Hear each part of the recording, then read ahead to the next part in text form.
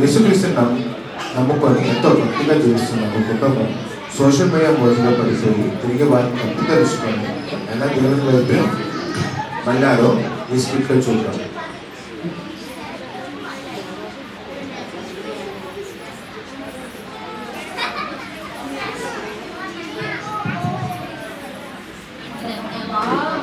Traffic ఒకటి బెంగళూరులో work చేయడం కన్నా ఇంటికి కూలి పని చేసుకోవడం బెటర్. అంత ట్రాఫిక్ ఉంటుంది. ఏంటి ఇల్లంతా ఎంత సైలెంట్ ఉంది, ఎక్కడికి వెళ్ళారు వీళ్ళందరూ? చెస్సీ చెస్సీ ఏంటి నేను వచ్చా కూడా పట్టించుకోవా? పట్టించుకోవాలా? పట్టించుకున్నా వెళ్ళండి. అమెరికా నుండి వచ్చినట్టు పోస్ట్. ఏంటి చేసి ఏం చేస్తున్నావు? అసలు ఏం మాట్లాడుతున్నావు? నన్ను డిస్టర్బ్ చేయకండి. నేను నా వీడియోస్ కోసం కంటెంట్ ప్రిపేర్ చేసుకుంటున్నాను. నేను ఆల్రెడీ వీడియో అప్లోడ్ చేసి 1 డే అయింది. ప్లీజ్. భర్త ఆఫీస్ నుంచి వచ్చాడే, కొంచెం కాఫీ ఇద్దామే అన్న ఏం లేదు. వీడియో అప్లోడ్ చేయాలంట. వీడియో కంటెంట్ క్రియేటర్ బాగా మీకేం తెలుసండి? ఎంత వర్క్ ఉంటుందో తెలుసా? ప్రతిరోజు వీడియో అప్లోడ్ చేయకపోతే వ్యూస్ రావు, సబ్స్క్రైబర్స్ రారు. అయినా ఇలాంటివన్నీ మీకు అర్థం కావాలంటే ఏంటో నేను చివరిగా దేవుడే మార్చాలి. సరే పిల్లల దగ్గరికి వెళ్దాం. ఏంజెల్ ఏంజెల్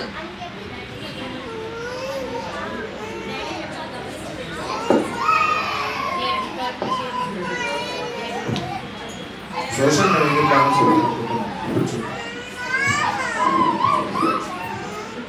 ఏం చేస్తున్నావమ్మా? కాలేజ్ ప్రాజెక్ట్ నుంచి ఫోన్లో వీడియో చూస్తున్నాను. నీ పక్కన ఏం జరుగుతుందో కూడా పట్టించుకొని అంత బిజీగా ఉన్నావమ్మా.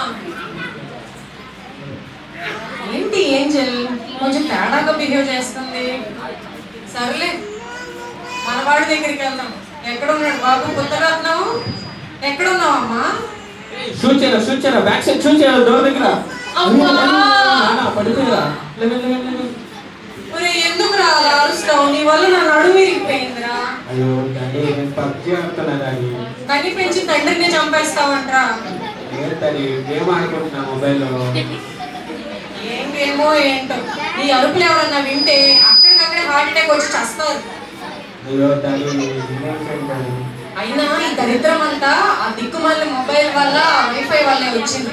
నీకు హోంవర్క్ ఏం లేదా? కూర్చుని ఎప్పుడు ఫోన్ పట్టుకొని కూర్చుంటా? అయ్యో హోంవర్క్ అంటే ఎప్పుడో అయిపోయింది డాడీ, అందుకే కొంచెం గేమ్ ఆడుకుంటున్నాను. సరే పో, నాకు తెలుసులే నీ చదువు ఏంటో. ఏంటో ఈ ఇల్లు నాకు అసలు ఏం అర్థం కావట్లేదు. జెస్సీ ఇప్పటికైనా కాఫీ ఇస్తావా లేదా? ఏంటండి మీ బాధ? కాస్త సైలెంట్ గా ఉండొచ్చు కదా. అసలే నేను డిప్రెషన్ లో ఉన్నాను, దానికి తోడు మీకు టార్చర్ ఒకటి. డిప్రెషనా? ఏమైంది? నీకు ఇందాక బాగానే ఉన్నావు కదా. నేను వీడియో అప్లోడ్ చేసి చాలా సేపు అయింది, అయినా కూడా ఒక్క లైక్ లేదు, ఒక్క వ్యూ లేదు. అదే ఆ ప్రియ ఒక్క ఫోటో అప్లోడ్ చేసి అప్పుడే 300 లైక్స్ వచ్చాయి. నాకు ఎంత బాధగా ఉందో తెలుసా? ఇదంతా ఒక బాధ, నువ్వు దానికి ఫీల్ అవ్వడం ఇది ఒక పెద్ద ప్రాబ్లం నీకు. ఇప్పుడు నన్ను కాఫీ ఇస్తావా లేదా నన్ను బయటికి వెళ్తా అనమాటావా? ఏమండి ఏమండి చెప్పండి. అలాగే నాకు వేడి వేడి బజ్జీలు ఒక ప్లేట్ పార్సల్ తీసుకురండి. వంట చేయలేదా? అది నాకు మూడ్ లేదండి, నేను అసలే డిప్రెషన్ లో ఉన్నా కదా, అందుకే ప్లీజ్. నాకు చేసే మూడ్ లేదు, తీసుకురండి. అయినా బాధ్యతగా ఉండాల్సి నువ్వే చేసి ఇలా మూర్ఖంగా ఉంటావేంటి? ఏంటో.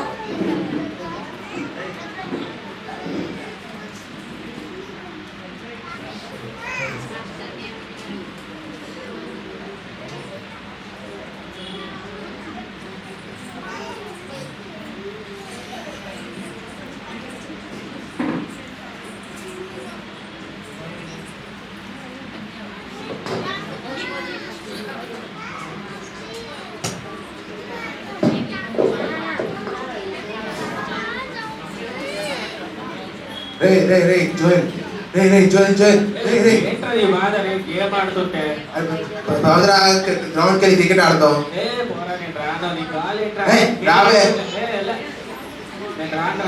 వస్తావా రావా? ఎందుకు? మర్చిపోయాం, రేపు పేరెంట్స్ టీచర్స్ మీటింగ్ ఏదో ఉండాలి కదా. అయ్యో మర్చిపోయాను రా, ఇంకా చెప్పలేదు. ఈ రోజే కదా పేరెంట్స్ టీచర్స్ మీటింగ్. అవును. మా అమ్మని తీసుకొని వస్తాను, నువ్వు వెళ్ళొచ్చావా? నేను వెళ్ళొచ్చాను. సరే సరే అయితే నేను మా అమ్మకి చెప్తాను. చెప్పిరా పో.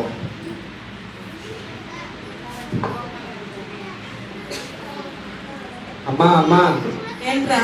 అమ్మా అమ్మా ఏంటి? ఏంటి? అమ్మా ఈరోజు మనకి పేరెంట్స్ టీచర్స్ మీటింగ్ ఉందమ్మా, మేము మర్చిపోయి చెప్తాము, వెళ్ళొస్తాము.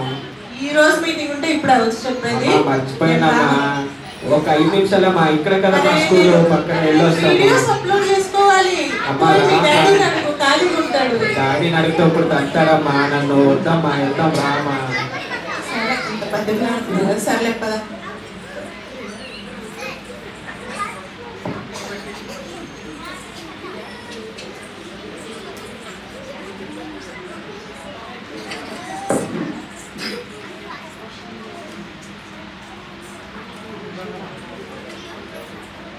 Good morning ma'am. Good morning.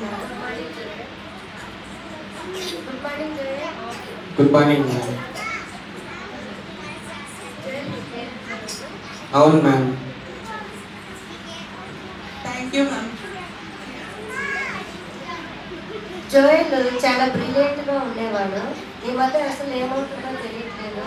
బాగా చదివేవాడు, బాగా పోస్టులతో బాగా ఇంప్రూవ్మెంట్ గా ఉండేది. ఈ మధ్య అసలు చాలా డల్ అయిపోయిస్తున్నాడు. అతను చదివేయడానికి కూడా మేమేమన్నా పిలిచి మాట్లాడితే ఏదో ఒక డిప్రెషన్ లో ఉంటున్నాడు అతను. అతనికి ఏమైనా ప్రాబ్లం ఏమైనా ఉందా? అలాంటివి ఏమీ లేవు. అంత బాగానే ఉంది. జోయల్ హోంవర్క్స్ అసలు ఏమీ చేయట్లేదు. హోంవర్క్స్ అంతా అలాగే పెండింగ్ పెట్టుకొని వస్తున్నావు. మీ పేరెంట్స్ నువ్వు హోంవర్క్ చూపించట్లేదా? లేదు మ్యామ్, చూపిస్తున్నాను. ఎప్పుడు చూపించావు? నీకు అసలు హోంవర్క్ చూపించాడు, ఏం చూపించడు. ఇంటికి రండి, పని చెప్తాను. జోయల్ ముందు చాలా బాగా చదివేవాడు. ఏది చెప్పినా కూడా త్వరగా నేర్చుకునేసి చాలా బాగా చక్కగా స్కూల్కి కూడా వచ్చేవాడు. ఈ మధ్య ఏమవుతుందో తెలియట్లేదు. ఏది చెప్పినా చదవట్లేదు, హోంవర్క్ చేసుకోరావట్లేదు. దానికి ఏమన్నా ప్రాబ్లం ఉందేమో కొద్దిగా నిదానంగా అడిగి నేను అతన్ని తెలుసుకోగలుగుతాను ప్రాబ్లం ఏంటని. సరే మ్యామ్, నేను చెక్ చేస్తాను. సరే తీసుకోండి. ఇందులో సిగ్నేచర్ పెట్టాలని పంపిస్తున్నాను. Okay ma'am. సరే జయల్, బాగా చదువు. ఇంకా మీద మీరు కూడా ఇట్లే కొద్దిగా కేర్ తీసుకోండి. సరే మ్యామ్.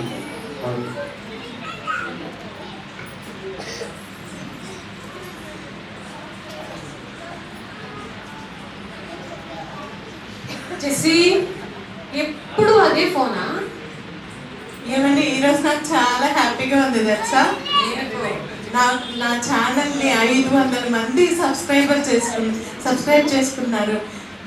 నాకు ఎంత సంతోషంగా ఉందో తెలుసా. సర్లే, ఎప్పుడైనా కాఫీ ఇస్తావా? ఏంటండి ఎప్పుడు పని చెప్తుంటారు? కాస్త ప్రశాంతంగా ఉండనివ్వరా మీరు? ఇప్పుడు నువ్వు కాఫీ ఇస్తావా లేదా వైఫై పాస్వర్డ్ మార్చమంటావా? అయ్యో ప్లీజ్, ఆ పని మాత్రం చేయకండి. కాఫీ తెస్తాలే. వామ్మో, వైఫై లేకపోతే వైఫ్ కూడా పని చేయలేము.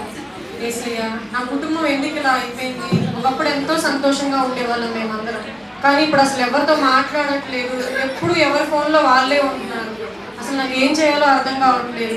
ఇవన్నీ నేను పాస్టర్ గారికి ఫోన్ చేసి చెప్పాలి ఒకసారి. Praise Lord brother. Praise Lord pastor గారు. ఎలా ఉన్నది? బాగున్నారు పాస్టర్ గారు. మేమే ఇప్పుడే నేను మీ గురించి అనుకుంటున్నాం పాస్టర్ గారు. ఇందులో మీరే వచ్చారు. అవునా? ఏం నా గురించి మాట్లాడుకోవడం ఏంటి? దేని గురించి మాట్లాడుతున్నారు? ప్రైజ్ లార్డ్ పాస్టర్ అమ్మా. ప్రైజ్ జెస్సీ గారు, ఎట్లా ఉన్నారు? తీసుకోండి. ఎట్లా ఉన్నారు? బాగున్నాం పాస్టర్ ఎట్లా అమ్మా. ఉన్నాయి ప్రైజ్? ఎట్లా ఉంది? ఇప్పుడు ప్రార్థన చేసుకుంటున్నారా లేదా? అన్ని టైంకి జరిగిపోతున్నాయి పాస్టర్ అమ్మా. అబద్ధాలు చెప్పొచ్చేసి మా ఇంట్లో పర్సనల్ ప్రేయర్ లేదు, ఏం లేదు పాస్టర్ గారు. మా కుటుంబానికి సోషల్ మీడియా అనే జబ్బు పట్టింది. అవునా? ఏం చేసి ఎట్లా చేయడానికి? అలా ఏం లేదు పాస్టర్ అమ్మా. ఇంటికి పిల్లలు కనిపించట్లేదు లేదా? పిల్లలు అది తీసుకొస్తాను. జోయల్, ఏంజల్ రండి. ఏమో టైం 10 అవుతుంది, ఇంకా నిద్రపోతూనే ఉన్నారా ఏంటి? యాక్చువల్గా పడుకోరు అంతసేపు. ఈరోజు హాలిడే కదా, అందుకే పడుకున్నట్టుంది. నేను కనుక్కుంటాను. ఏమైంది? ఏమన్నా ప్రాబ్లం? అయినా ఇవన్నీ పట్టించుకోవడానికి ఆవిడకి ఎక్కడ ఉంది టైం? ప్రైజ్ లార్డ్ అమ్మా, ఎలా ఉన్నారు? ఏంటి డల్గా ఉన్నారు?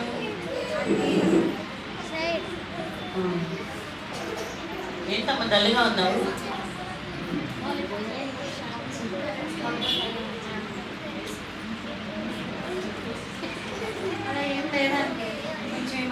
ఏమైంది నాకు అర్థం కావట్లేదు.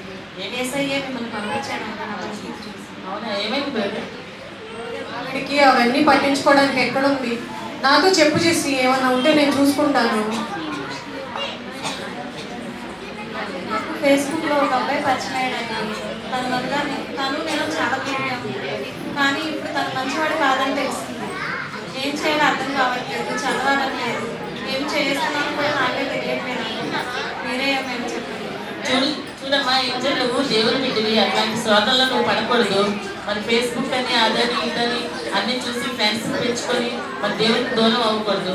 మరి మొన్న నేను యూత్ మీటింగ్లోనే అప్పుడే అడుగుదాం అనుకున్నాను, కానీ అందరిలో బాగోదని అడగలేదు.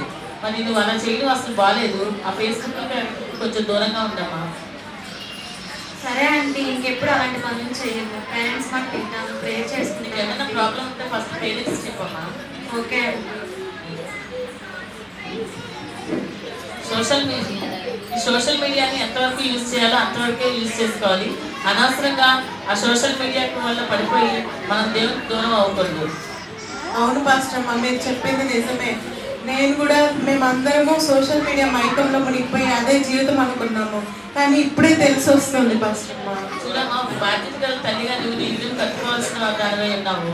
ఒక కత్తిని ఏ విధంగా అయితే మనం కూరగాయలతో పక్కన పెట్టామో అది పిల్లలకి అందకుండా చూసుకోవాలి. అది అంతే కనుక వాటికి ప్రమాదం జరుగుతుంది. మరి ఆ విధంగానే సోషల్ మీడియా కూడా మరి ఏమన్నా మంచి ఉంటే అప్లోడ్ చేసుకుని ఫ్రెండ్స్ పంపించండి, దేవుని వాక్యం పంపించండి, దేవునికి సంబంధించి పంపించండి. అంతేగాని దాని మూలలోనే మీరు మీ యొక్క జీవితాన్ని నిర్లక్ష్యం చేసుకొని దేవునికి దూరం అవ్వద్దు. మీరు చెప్పింది నిజమే పాస్టమ్మ. నేను ఇన్ని రోజులు మా పిల్లల్ని పట్టించుకోలేదు. ఈ సోషల్ మీడియా మైకంలో మునిగిపోయి ఈ ట్రెండ్లోనే నేను పోతున్నా, కానీ పిల్లలు కొన్ని రోజులు పట్టించుకోకపోయేసరికి పిల్లల జీవితమే తారుమారు అయిపోయింది. ఇంకెప్పుడూ ఇలా చేయను. మేమందరము దేవుడిని ప్రార్థిస్తాము. ఇంక మీద పిల్లల్ని భర్తని బాగా చూసుకుంటాం పాస్టమ్మ. మంచిదమ్మా. ఈ యొక్క మార్పు ఈ కుటుంబంలో వచ్చిన మార్పే నిజమైన క్రిస్మస్. సోషల్ మీడియాకి ఎంత దూరంగా ఉంటే అంత మంచిదనమాట. దేవుల్లో ఎక్కువగా ఎదుగుతూ ఈ కుటుంబం మరి ముందుకెళ్ళాలని దేవుని ప్రార్థిద్దాం.